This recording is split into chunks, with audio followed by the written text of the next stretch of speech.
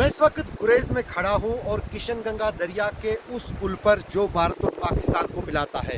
ये जो दरिया है मात्र कुछ किलोमीटर के बाद पाकिस्तानी कब्जे वाले कश्मीर में जाता है और वहाँ पर ये नीलम दरिया बन जाता है। और यहाँ महत्वपूर्ण ये भी है कि जब कुछ साल पहले इसी किशनगंगा दरिया पर भारत सरकार की तरफ से एक डैम बन रहा था, उस पर पाकिस्तान ने आपत्ति जताई थी कि इसका पानी कम हो जाएगा इस दरिया का, लेकिन इंटरनेशनल लॉ में इंटरनेशनल कोर्ट में उसकी सुनवाई हुई, तब भी जो है वहाँ पर वो मामला जो है भारत ने जीता। आप यहाँ बॉर्डर में रहते हैं, गुरेज में आप इस वक्त खड़े हैं। जो पाकिस्तान में जो सियासी हलचल है वहाँ उससे कुछ फ़र्क पड़ेगा यहाँ बॉर्डर के एरियाज़ में? और आप चाहते क्या है, किस तरह के रिश्ते होने चाहिए पाकिस्तान के साथ देश के? उससे जो वहाँ सियासत है उससे हमें कोई फ़र्क नहीं पड़ेगा। तो क्योंकि कोई भी लीडर है वो एक काम अच्छा करता है, दूसरा काम सही नहीं कर रहा है।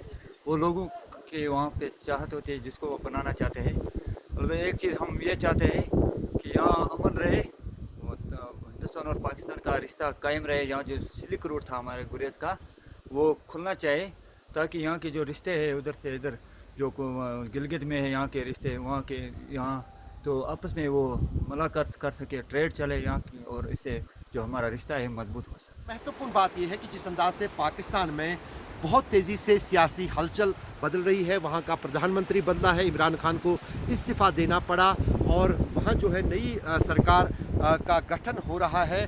उस बीच दूसरी जो बात ख़ास तौर से इन सीमावर्ती इलाकों में है वो घुसपैठ को लेकर है, क्योंकि गर्मियों का मौसम शुरू हुआ है।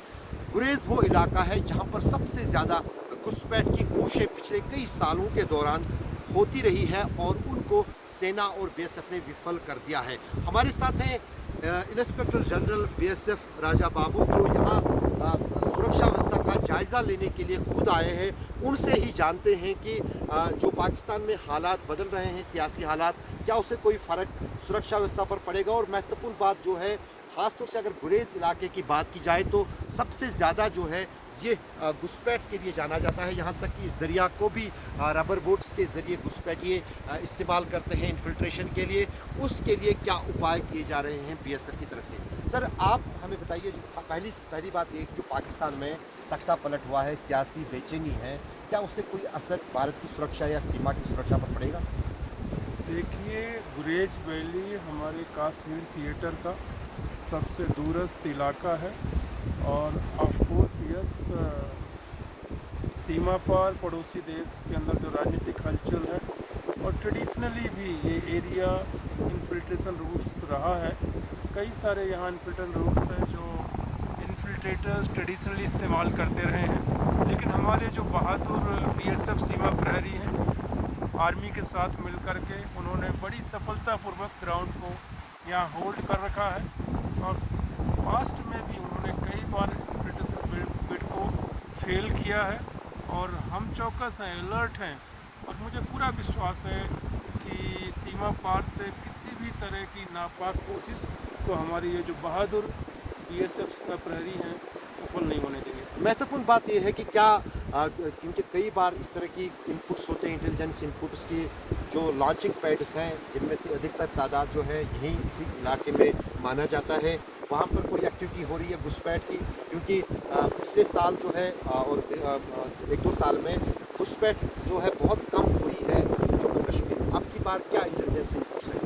देखिए, इंटेलिजेंस इनपुट्स हैं कि लॉन्चिंग पैड पे काफ़ी तादाद में इन्फिल्ट्रेटर्स इकट्ठे हैं और उनको इन्फिल्ट्रेट कराने की कोशिश हो सकती है। तमाम तरह के इनपुट्स मिल रहे हैं, हम सभी पर नज़र रखे हुए हैं और यह इलाका जो आप देखेंगे उधर सीमा पर नेक्रून और टील का इलाका है, काफ़ी संवेदनशील है और हमारी प्राथमिकता का इलाका है और हम इस पर लगातार नज़र रखे हुए हैं।